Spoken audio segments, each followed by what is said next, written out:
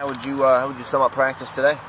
I think we came out and got better. I think we did a good job the last 2 days. I think the first day we came back and practiced, we wasn't as focused, but I think yesterday practice and the 2 times we had today, we got better.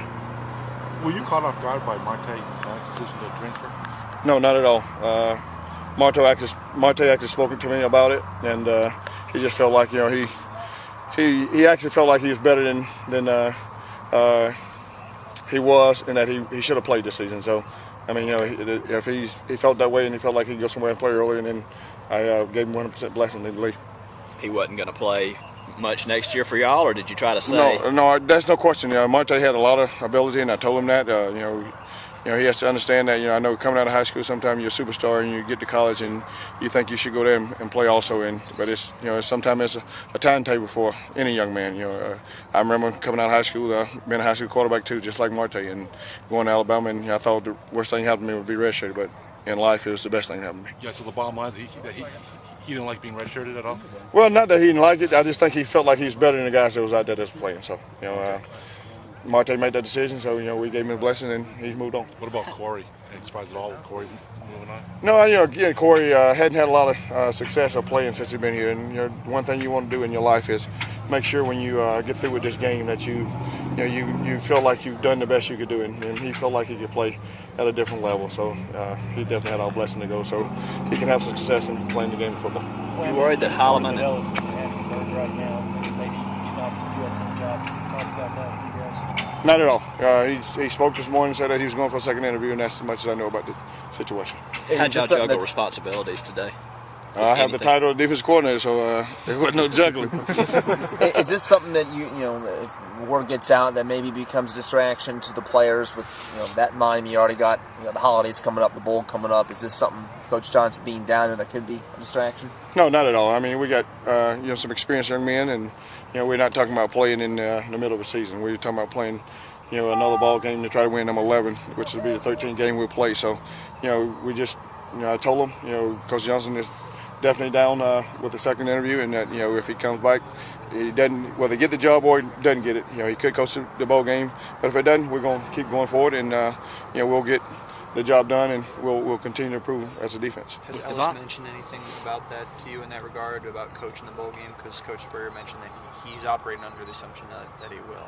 He didn't say anything to me about it. I hadn't had a lot of conversation with Coach Johnson. He just told us the morning as the defensive staff that he wouldn't be at the afternoon practice. What have you communicated to Devontae and DJ about the NFL as they explore that? Do you think they're looking into it seriously, or are they just taking a flyer to see what they say? Well, Coach Spurrier encouraged all of the juniors to send their paperwork in just so they can get an evaluation. But I really believe deep down both of those young men will be back playing football for Carolina next year. What about Stephon? Have you talked to him? We visited a little bit, and again, he'll wait until he gets his evaluation, and he'll sit down with his family, and then he'll visit with us as coaches. So, I think Stephon will make the right decision, and in my heart, I think Stephon will be back. I think last time we talked to you, you said Devontae had told you that he was definitely going to come back in 2012. Has he changed his mind at all? Not at all. But again, like I said, people think because he put his paperwork in that's what he's doing. Devontae will be on this team next year.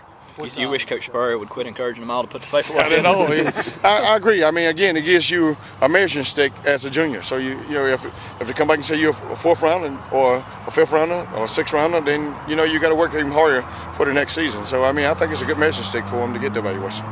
What have you mentioned in your heart? You think Stephon will be back? Why is that? I just think Stephon enjoys playing college football. I mean, I know if he comes back with a first round grade, then I think he'll leave.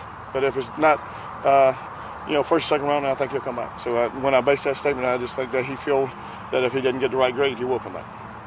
I'm sure you're cheering for Stephon, DJ, and Devontae all come back. You're making sure they're pretty good that secondary for 2012.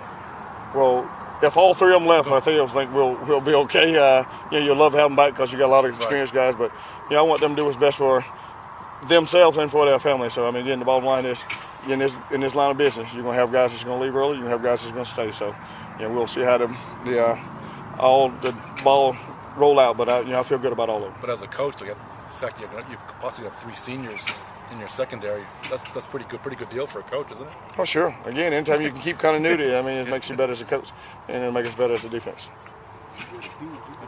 Thanks, Coach. Coach, if you could just talk for a second about your seniors, Marty and CC, and what they've meant to the program. Yeah, I think Marty, being a walk-on coming on this team and earning himself a starting spot, and he's played well if it wasn't a special team, and that's how he earned that role. I'm very proud of what Marty's done. He's not a very big guy, but he's a fast guy and he's tough, and for him to do what he's done to help this program has been a tremendous asset for us. And CC is not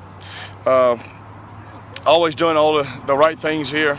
Been an up and down career, but I feel like he's come to his own this senior year, and he's been a positive guy on the team, and that's one thing that we wanted him to grow up and do, and I'm very, very proud of where he is today. Kind of surprising to you after his start that he made it through all 4 years?